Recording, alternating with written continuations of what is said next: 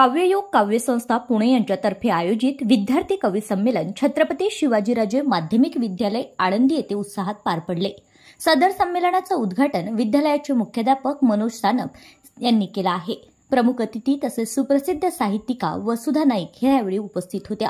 निमंत्रित कवी मेहमुदा शेख, युवा कवी सौरभ आहेर, युवा कवयित्री सायली ढेबे तसेच कवयित्री शुभांगी पाटील तसेच काव्ययोग काव्यसंस्थेचे उपाध्यक्ष गौरव पुंडे यांनी संमेलनाची शोभा वाढवली आहे। प्रशालेतील 20 विद्यार्थ्यांनी सहभाग यावेळी नोंदविला होता।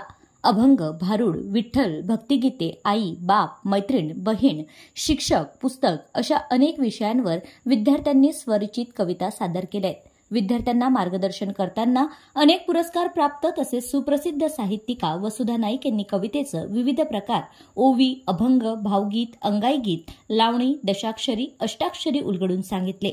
तसेच चारोळी लेखनापासून सुरुवात केल्यास कविता नक्की जमते असंही सांगितलं। तर त्यांच्या मुक्ताई आणि मधमाशी या कवितांचं सादरीकरण केलं। मेहमुदा शेख यांनी माझा बाप तर सायली ढेबे यांनी पंढरीचा विठुराया या कवितांचं सादरीकरण केलं। सौरभ आहेर यांनी पंढरीचा विठुराया माझ्या वावरात आला तर शुभांगी पाटील यांनी ज्ञानदेव यावरील रचना सादर केली।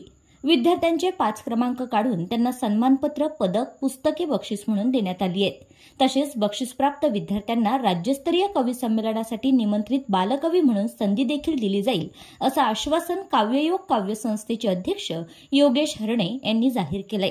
सदर कार्यक्रमाचे नियोजन, सूत्रसंचालन स्नेहा पाठक यांनी केलं असून कार्यक्रम यशस्वी होण्यासाठी सहशिक्षक सुनील ससाणे यांचं सहकार्य लाभलंय। कार्यक्रमाच्या शेवटी काव्ययोग काव्यसंस्था पुणे अध्यक्ष योगेश हरणे यांनी आभार मानले।